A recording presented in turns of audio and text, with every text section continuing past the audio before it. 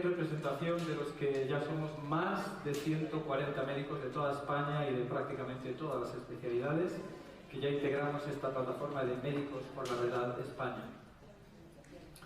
Y además estamos seguros que en muy pocos días este número se va a incrementar enormemente, teniendo en cuenta que llevamos muy pocas semanas funcionando y que todavía no se le había dado una publicidad masiva. Entonces seguro que dentro de poco vamos a ser miles de médicos integrando esta plataforma.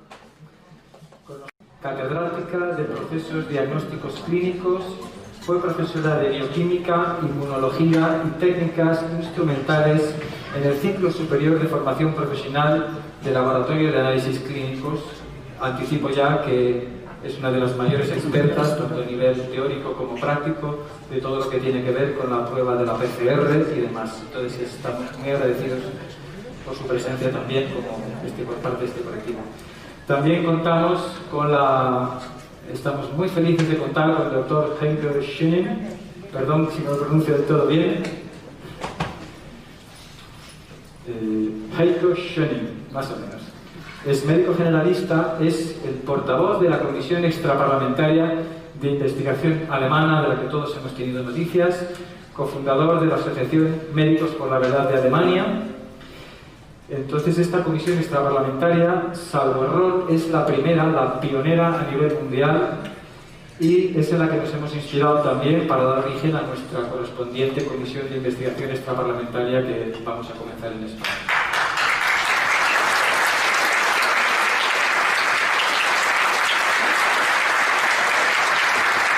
Thank you, Dr. Heiko, for joining us.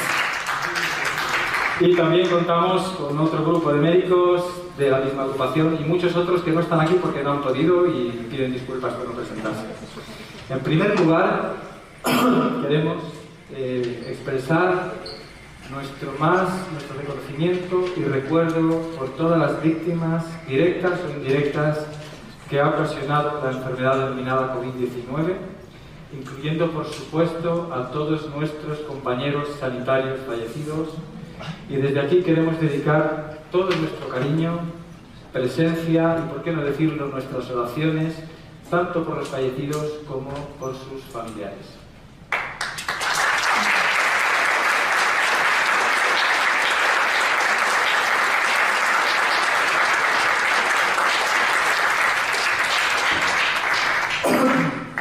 En segundo lugar, también queremos expresar nuestro reconocimiento y agradecimiento por el trabajo realizado por tantas personas durante la pandemia, sanitarios y no sanitarios, así como por el esfuerzo realizado por autoridades, fuerzas del orden y demás agentes sociales, entendiendo que todo lo que se ha llevado a cabo ha sido hecho desde el conocimiento que se tenía y con la mejor voluntad. Asumiendo esta premisa que todo se ha llevado a cabo con la mejor voluntad, queremos, no obstante, ya de entrada manifestar que a pesar de esta mejor voluntad que hayamos tenido, todos los que hemos tenido un papel activo en esta crisis sanitaria, incluyéndonos a nosotros mismos, los médicos, muchas de las medidas implementadas sabemos ahora que no han sido las más adecuadas y que algunas incluso han ocasionado y siguen ocasionando más perjuicio que beneficio, siendo este el motivo fundamental que ha motivado que nos unamos en este colectivo que hemos denominado Médicos por la Verdad España. Como decíamos, estamos muy felices de comunicar que estamos en contacto con la Comisión Extraparlamentaria de Investigación. Hemos establecido un compromiso de colaboración mutua para ayudar a nuestra sociedad a implementar las medidas más racionales y proporcionadas que sea posible en esta situación que estamos viviendo a nivel mundial. Igualmente hemos establecido contactos con grupos de similares características en Bolivia, Argentina, Colombia, México, Estados Unidos, etc., para finalmente integrarnos de forma colaborativa como médicos del mundo por la verdad, pues el aprendizaje que se establecerá de esta manera se multiplicará de forma exponencial. It's a real pleasure and it's a real honor for me to speak today and to support you. We are backed up in Germany by 500 medical doctors and about 2,000 supporters.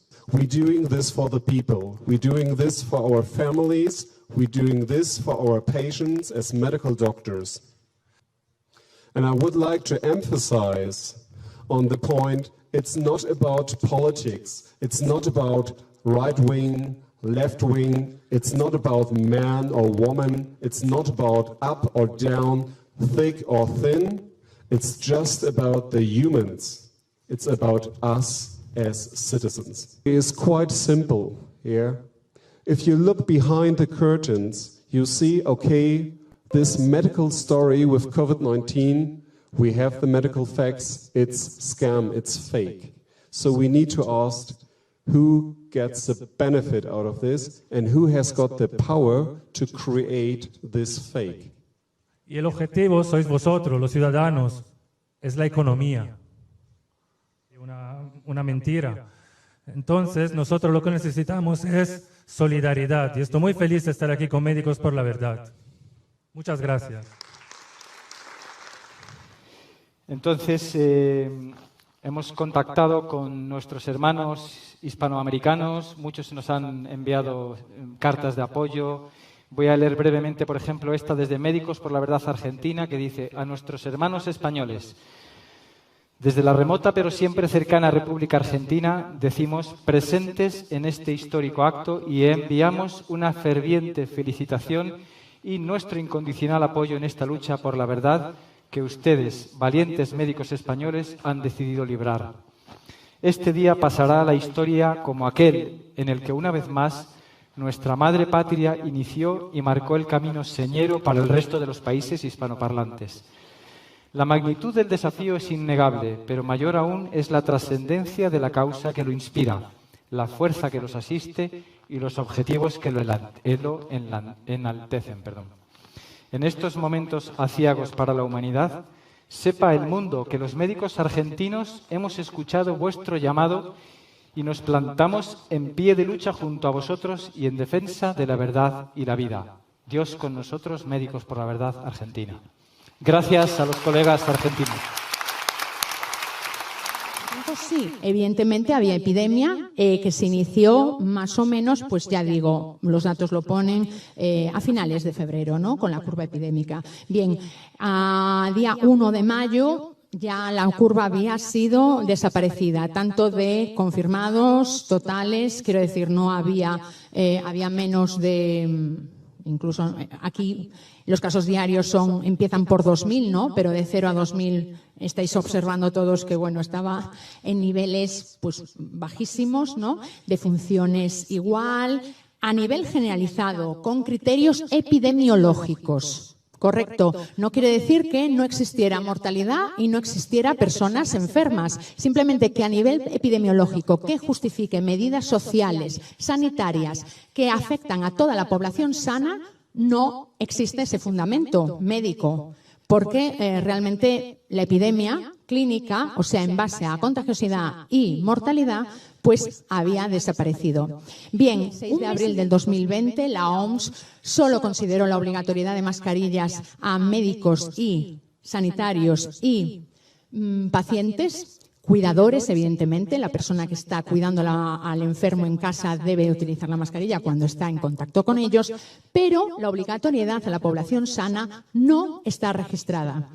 Así lo confirmó el 8 de abril el Centro Europeo de Prevención y Control de Enfermedades en su documento también, y añadió y habló de los efectos adversos de la mascarilla, ¿no? El Ministerio de Sanidad también lo había advertido en uno de sus documentos y finalmente el 5 de junio del 2020 la OMS describió los efectos dañinos del uso de las mascarillas de forma generalizada a la población sana. Habló de dificultad respiratoria, enfermedades respiratorias, autocontaminación, contaminación del medio ambiente, alteraciones de conducta agravadas por esta utilización de mascarillas, riesgo en la manipulación de las mascarillas por los niños, por personas con enfermedades psiquiátricas y dificultad y mayor riesgo en ambientes con aumento de temperatura ambiental y humedad, ¿no?, que podríamos corresponder y correlacionar con Andalucía, Extremadura, toda la zona sur, ¿no?, prácticamente toda España, en donde se describe perfectamente que ese contexto provoca efectos dañinos en la población sana Y ese documento se firmó el 5 de junio del 2020, es un documento científico con vigencia de 2 años y se ratificó y se volvió a verificar y corroborar el hecho de que la obligatoriedad de las mascarillas, una vez más, lo habían simplemente determinado para médicos, cuidadores, sanitarios y enfermos. Recomendable y también obligatorio en zonas de alta contagiosidad, o sea, un hospital y la zona en donde los pacientes están ingresados, correcto. Conocida como COVID-19, se detectó se publicó en un estudio que se hizo en New England Journal of Medicine en enero, el 24 de enero de 2020, sobre una posible neumonía de origen desconocido que había aparecido en China. Y después se amplió esa información en febrero, a primeros de febrero, creo que fue el 3 de febrero, en la revista Nature, 2 revistas británicas de prestigio en medicina. ¿Pero qué se encontró ahí y cómo se sabía que es un nuevo virus? Pues lo que se hizo fue tomar unos exudados bronquiales, broncopulmonares, de los enfermos con esta nueva y grave neumonía, y a partir de aquí se intentó aislar el material que había, el material genético. Pero si se leen estos estudios con detalle y en profundidad, se ve que este aislamiento no se hizo con una purificación exhaustiva, porque las células enfermas producen vesículas extracelulares o exosomas, que muchas de ellas contienen proteínas y ácido ribonucleico que se puede confundir perfectamente con un virus, especialmente con un virus de ARN o retrovirus. Para separar esto hay que hacerlo, según los manuales de virología, mediante unas técnicas de centrifugación en gradiente de densidad muy delicadas. Y aún así siempre va a quedar una cierta mezcla de viriones y de material celular. Después, en el artículo de Nature, esto se cultiva en células VEROE6. Para que lo entendáis, son cultivos celulares de células cancerosas, es decir, de células enfermas que también expresan esos exosomas o vesículas extracelulares. Entonces, todo este material genético fragmentado no es una cadena de ARN larga, perfecta y preciosa que podamos ver, sino fragmentos de esa cadena que después, mediante un programa de ordenador, se recomponen. Y unas proteínas, como la famosa proteína spica y otras, que también mediante electroforesis se separan y se recomponen. Y con todo esto se hace una composición mediante ordenador que después se clasifica en las bibliotecas genómicas. Entonces, esta estructura ya recompuesta es a lo que, teóricamente, basándose también en las bibliotecas genómicas existentes, se compara con coronavirus y se ve que parece ser que es un coronavirus y que además es muy parecido, aproximadamente el 80% de su secuencia genética coincide con el SARS-CoV-1, que fue el que ocasionó la epidemia de la gripe aviar. Bueno, pues entonces, con este aislamiento más que dudoso, lo